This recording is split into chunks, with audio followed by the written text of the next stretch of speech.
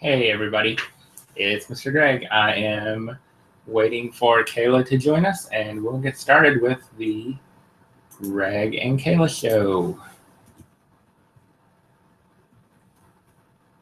If you have any questions about technology or anything, let me know. We'll be happy to answer those. We're going to be on for about 30 minutes tonight. Hi Kayla. Hi Greg. We are live. Can you hear me? Yes. I can't hear you. Greg and Kayla show. My mic is on. You can hear me? Yes. If you have any questions about technology, I'll get out and I'll call you back. we'll be happy to answer. We're already live, Kayla. 30 minutes tonight. Hi, Kayla. Hi Greg. We are live. Can you hear me? Yes. I can't hear you. Greg and Kayla show. My mic is on. You can hear me? Yes. Can you hear me now, Kayla? Any questions about technology?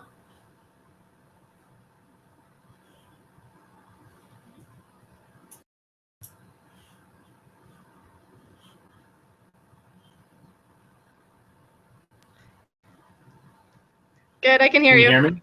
Yeah. Golden. Okay. Perfect. Are we live already?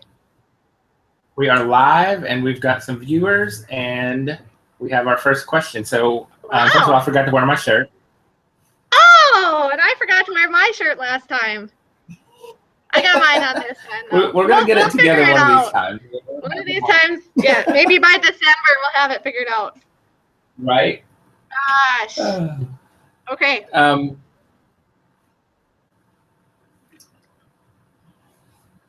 Perfect. So how the heck have you been? Amy wants to know that Amy says that they're having their first technology night and would love any and all advice that we can give to make it successful. So Okay. Have you ever done a technology night at your school? We haven't done like a district-wide technology night. Coming up actually in a couple of weeks I have. So my class is really, really present on social media. So we have our own Instagram account, we have our Twitter account. My kids tweet and they Instagram and they are just sharing our story with the world every single day. And that's awesome. And parents though, however, not all of them are on Twitter.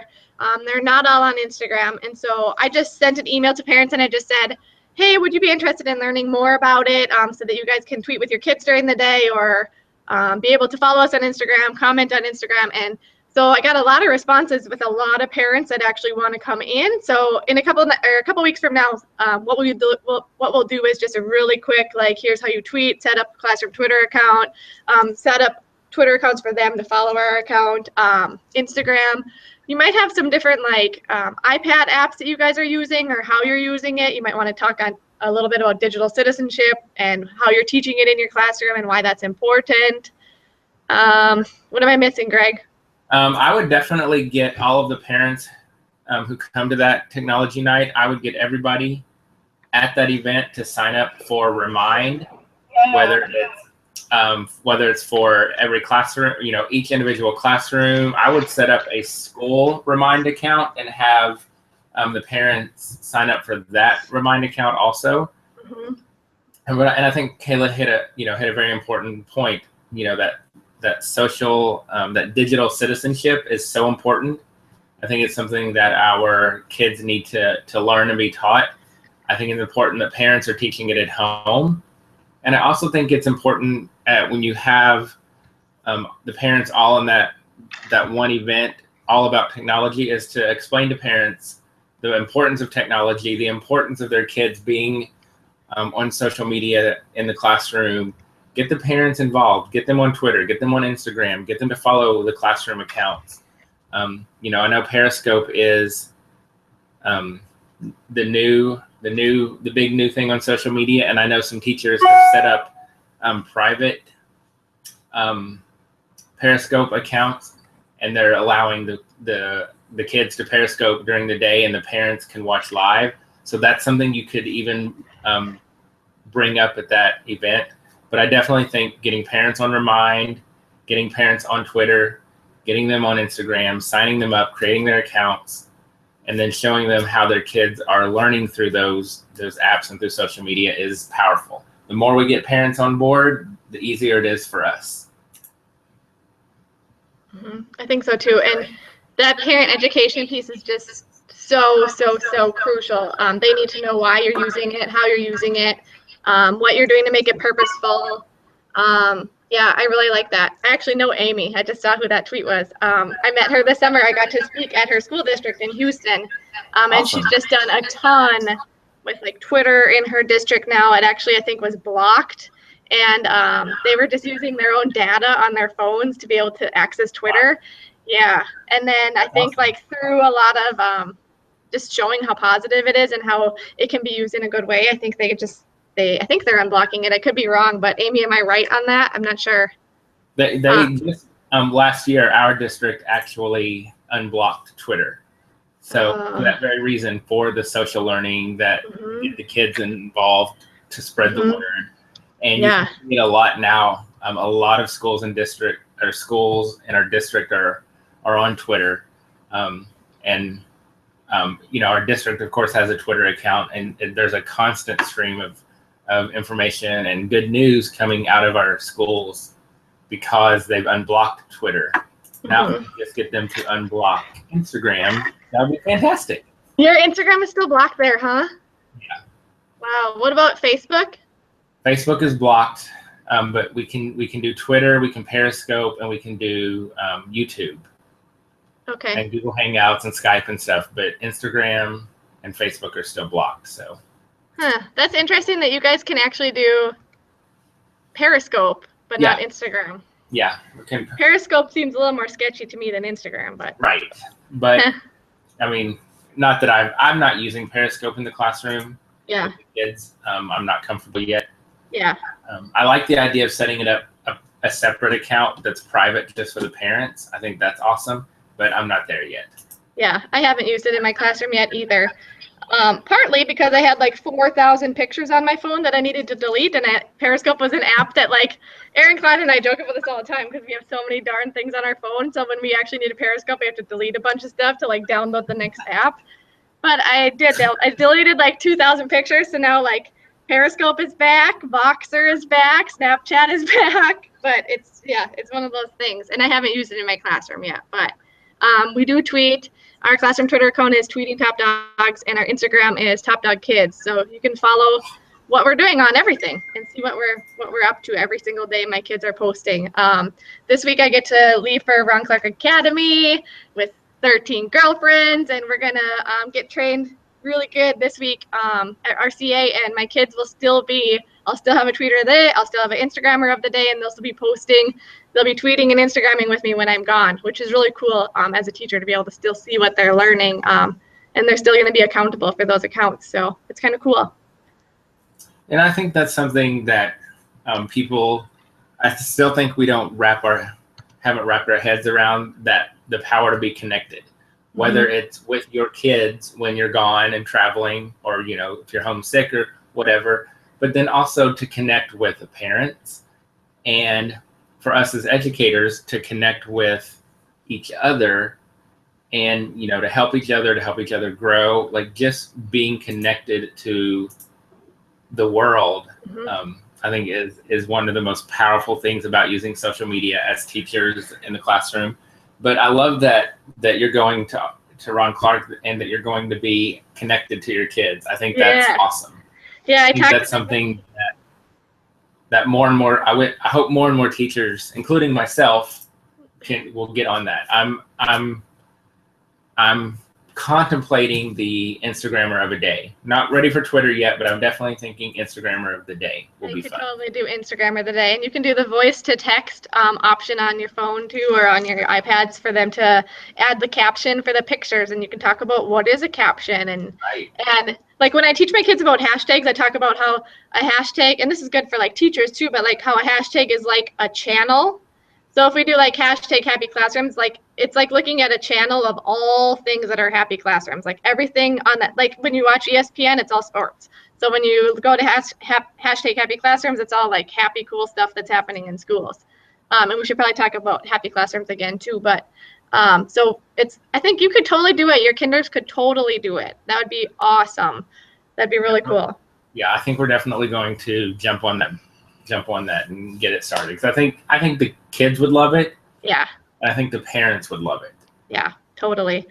And so like I'm looking at our word wall today.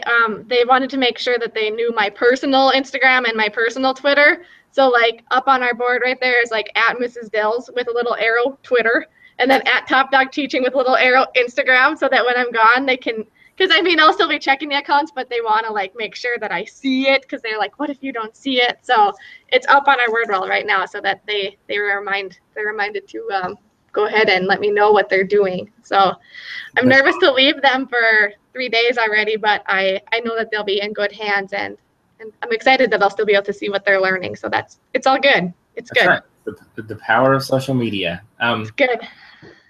So I get a lot of questions about using just one iPad in the classroom. So maybe we can talk about that for a little bit. Sure. I know that a lot of people are limited on the technology they have. So sure. I use the iPad that we have just as I use it for sight words and stuff when I'm teaching whole group. But as far as the kids, we use it as a center. And so it's one of the choices during our technology center. So the kids know when they're in the technology center, they can go to the computers or they can grab the iPad. And of course, it's first come, first serve. And the one thing that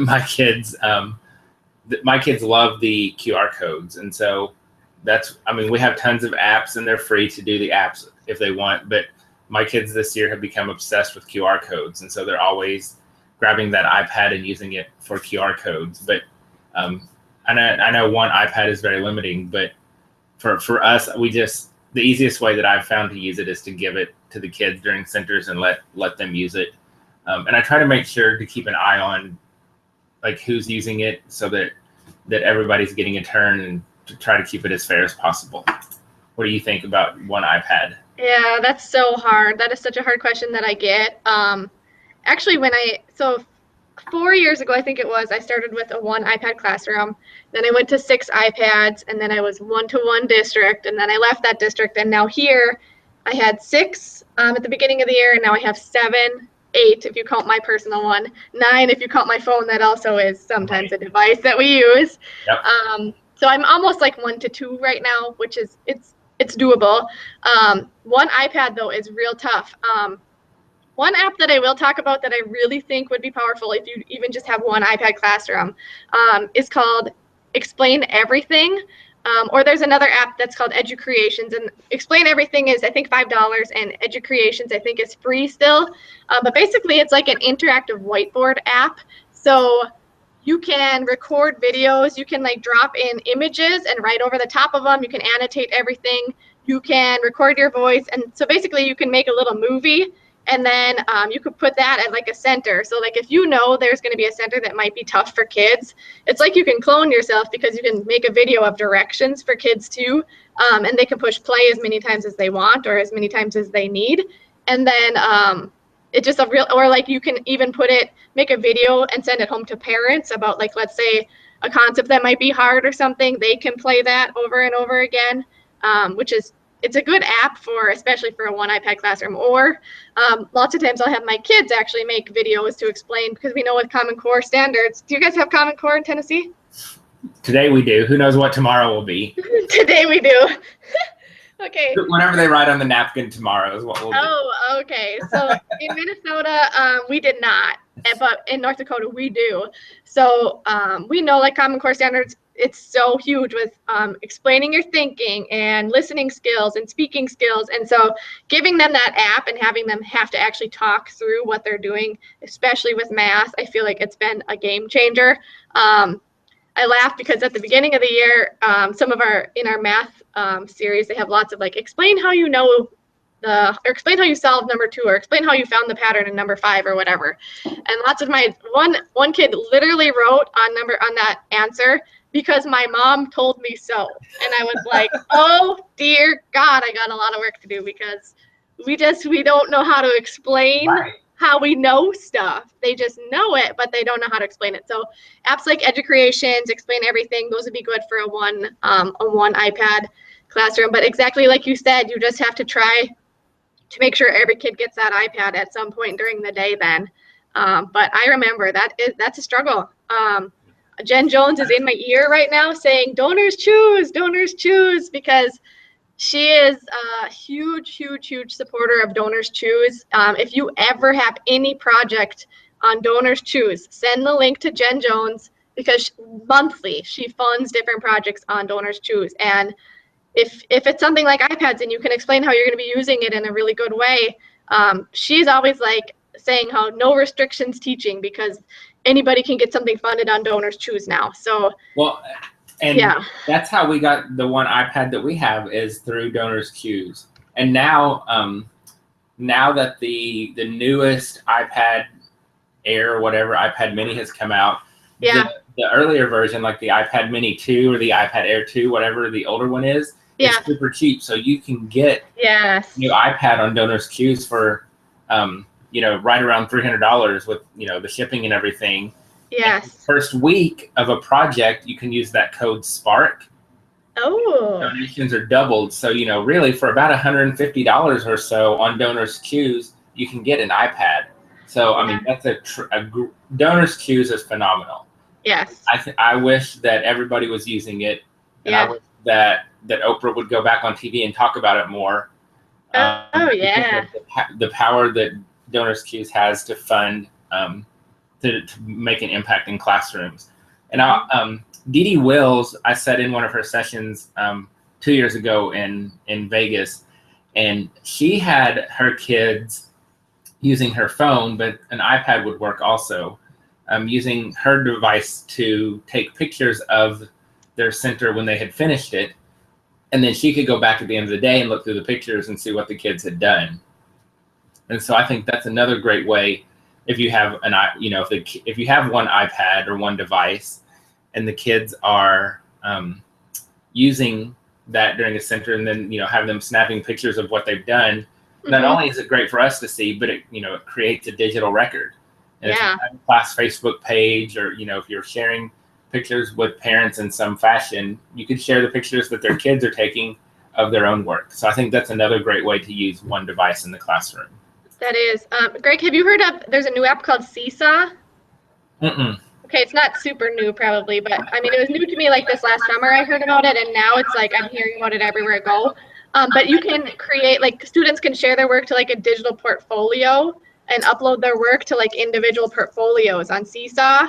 And so like your kids, if they're taking a picture of their work, they could totally just put it up in their Seesaw account. So, or in their folder within Seesaw. So, and it's super easy, like friendly to be able to share with parents too, which is the cool part of it. So like we are a huge, like in my school district, we're huge with Microsoft. So we do OneDrive everything, and all of our kids have accounts and they all have folders, but it's super hard. Well, it's not super hard, but it's not super convenient, I should say, for my kids to get logged in and share all their stuff to their folders, and then to get the parents to see how to access the folders. And like, it's doable, but the Seesaw is like 2 steps. So that's, I think, where we're going to probably head with like our leadership binders this year. We'll do it like digitally using Seesaw, I think. So hopefully, maybe by like November, Greg and Kayla show, I'll be able to like show something with that and have more with that. But just starting to get going on that right now.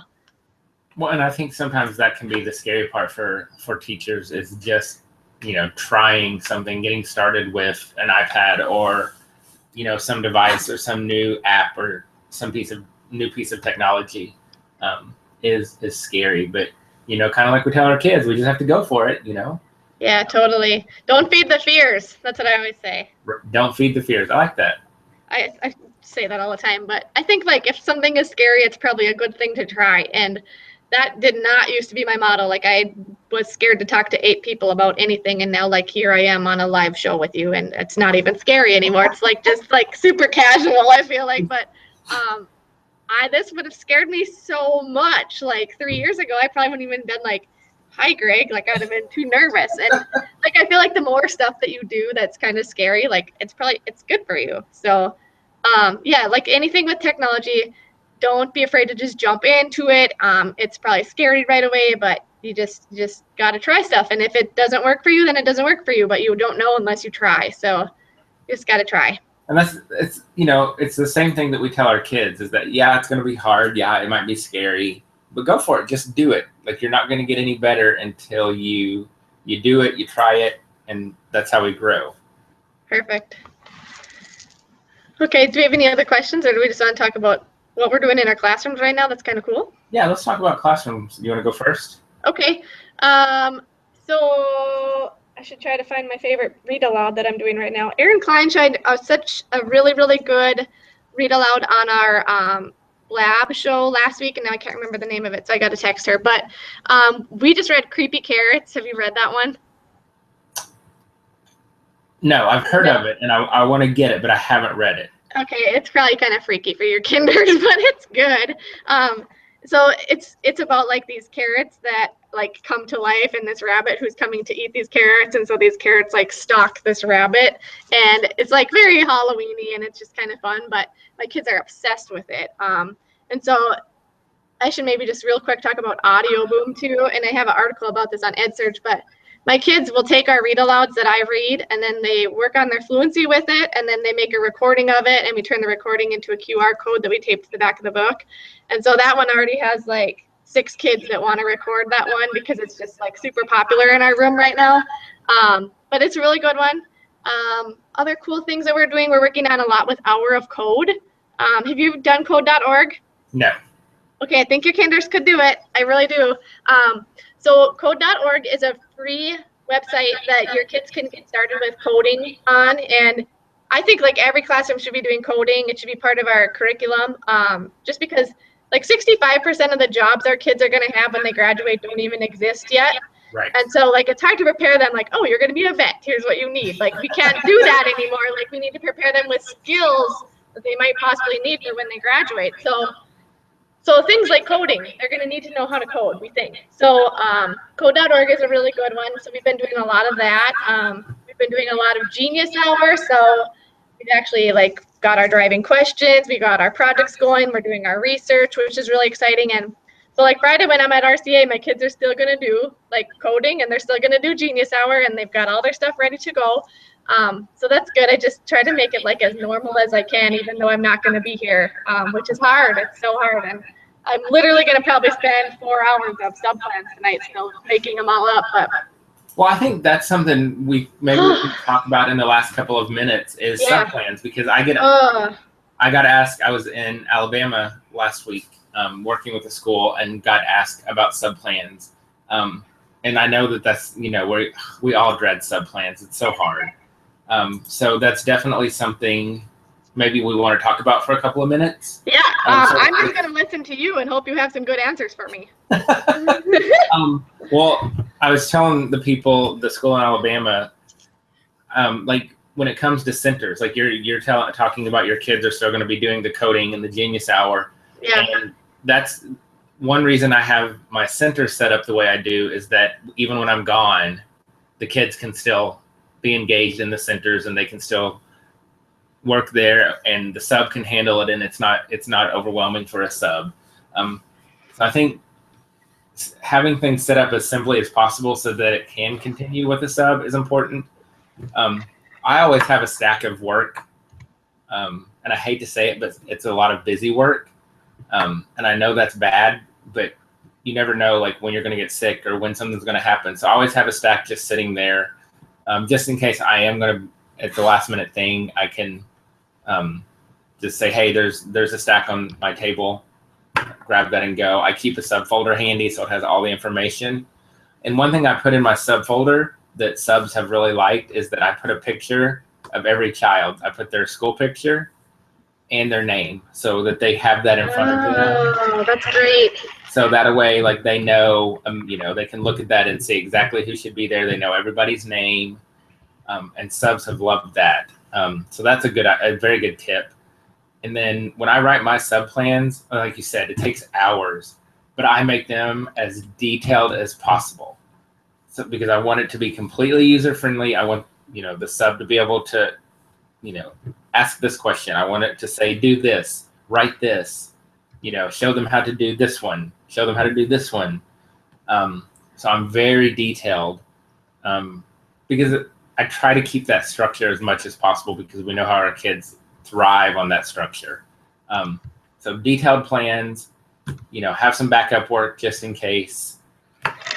Have a class list of your kids with their pictures and their names so that the subs know who's there. And that makes it easy for them on the playground, at lunch. If there's a fire drill or a lockdown, that they can quickly tell who's there. They know who's missing, who's absent. I like all those ideas. Yeah. Those are all really good. I never ever thought of having a picture, like the pictures. That's so cool.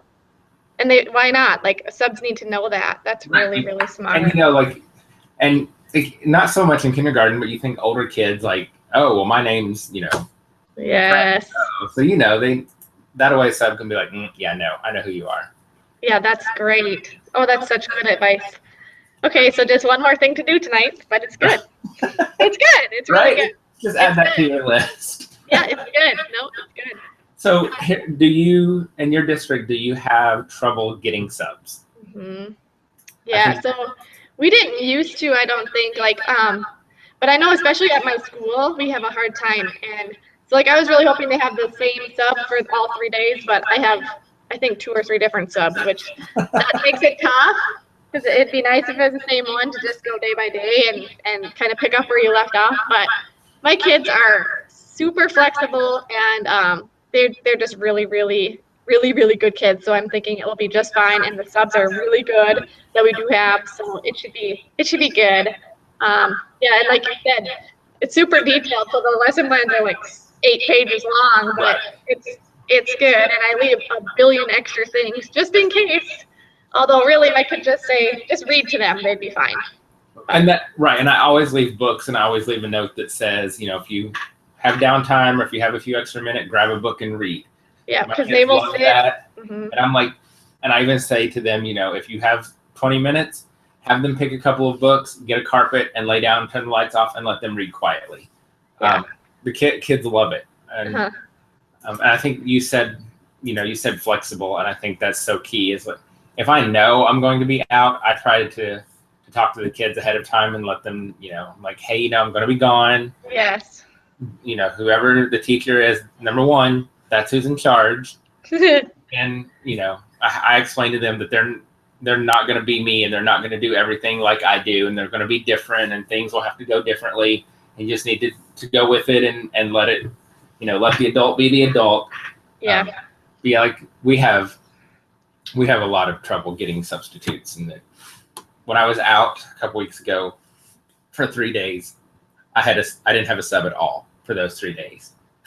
Oh my gosh. Yeah. And so we really? Isn't that crazy? No sub for 3 days. Oh my gosh. And so we have to end up splitting the kids so we all get some extra kids.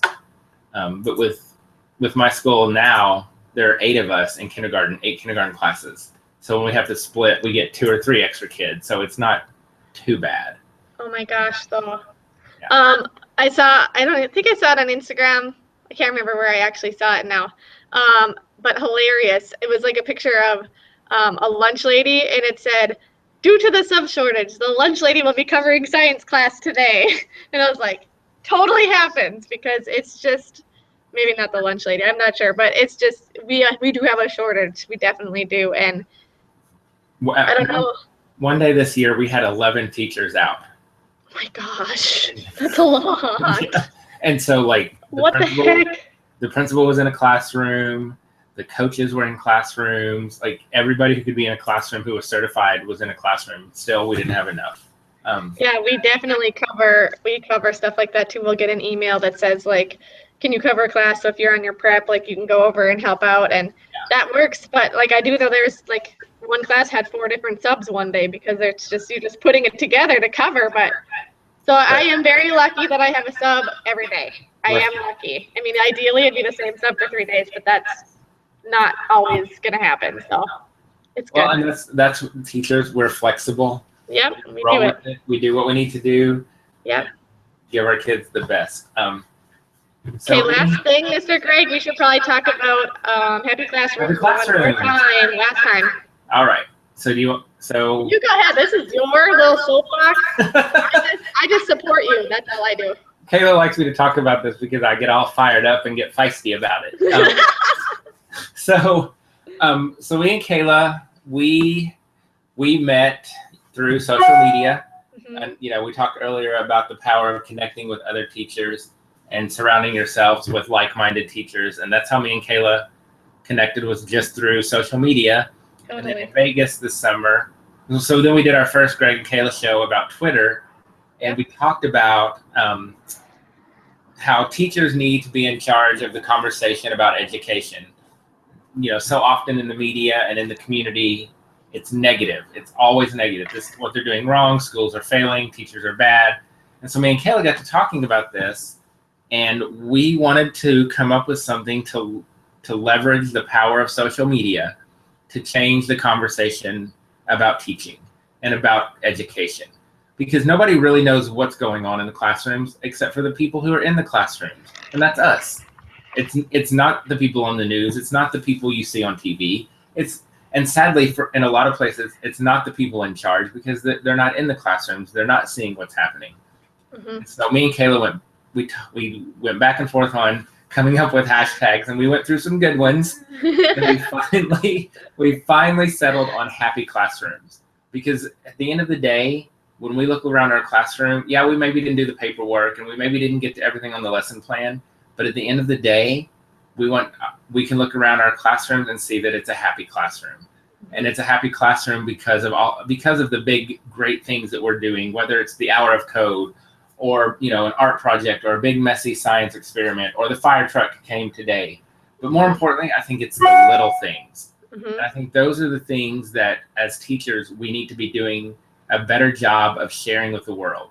Mm-hmm. Because it's easy to share the big things, but those little moments that you witness and you see happen every day, whether it's between me and one of my students, or between Kayla and one of her kids, or it's between some of the kids, there are amazing things happening in every classroom every single day. Mm-hmm. And it's our job as teachers to put those out there for the world to see. We need to take back the conversation on education. We need to let the world know that despite what you hear on TV, despite what people say, our classrooms are happy classrooms, and our kids are doing the most amazing, incredible things every single day. And the only way the world is going to know about that is if we tell them. And what's the best way to tell people something? Social media. Let's be honest. We share what we're eating. We share where we are. We share what we're wearing. So why not every day as teachers, why don't we commit to sharing one happy, positive thing from our classrooms on social media? Use the hashtag happy classrooms. And me and Kayla have talked about this a lot. Yeah. Imagine if every teacher that every teacher that Kayla knows, every teacher that's on Facebook, imagine if every day we all shared just one thing that happened in our classroom that was good and happy. Imagine what happens to the conversation about teachers and classrooms and public education. It goes from being a negative to being something incredibly positive and something incredibly awesome and incredibly positive. We have the power to affect amazing change in education, and we're doing it every day. We're changing education every single day. We have to share that with the world. And the way you do that is with that hashtag happy classrooms on Twitter, on Instagram, on Facebook, wherever you're at on social media. Happy classrooms, happy classrooms, happy classrooms. Mm-hmm. And I think it has been amazing on Instagram. I checked a while ago, there was already over 2,000 people 2,000 pictures on there, which is really good. Twitter, it's been really good too. I think though we need to keep reminding ourselves to tag it every day. So I forget sometimes. I know, I do, but my kids remember. I have it in big letters up on my wall, all of our hashtags. So my kids, when they tag every single tweet, they have happy classrooms on there. And it's just second nature to them, which is good. So my kids are really good about it, and I just need to remember to tag all my stuff too. But I just do think it's really important to share the positive things that are happening, because if we don't share it, literally nobody's going to share it. Exactly. And so we need to be the voice of what's happening with that. So, and like you said, it doesn't have to be a big thing like Hour of Code. It can be a tiny thing like this girl lost her first tooth today. Like that's something that's cool that happened in your classroom. Like just all the little things like that are our jobs, that it's more than just teaching, like more than that. Like you're a nurse, you're a psychologist, like all the different things that you do every day, that are just things that we do because that's what we do. But I think it's really important that we're sharing that out. So please, please, please continue to join our mission. It is a global hashtag. There's literally people from all over the world that are using our hashtag, which is really, really That's cool. amazing. It's amazing. It is like day 2, Australia was using it, and I was like, oh my God, that's awesome. And I think not only is it important for people to do it and to share and get involved, but also spread the word. Tell your coworkers, tell your principal, tell your counselors, tell all of your teacher friends. The more people we get involved, the more people we get sharing things with Happy Classrooms and spreading the word about Happy Classrooms, the more people who are going to know the awesomeness that's going on in our classrooms.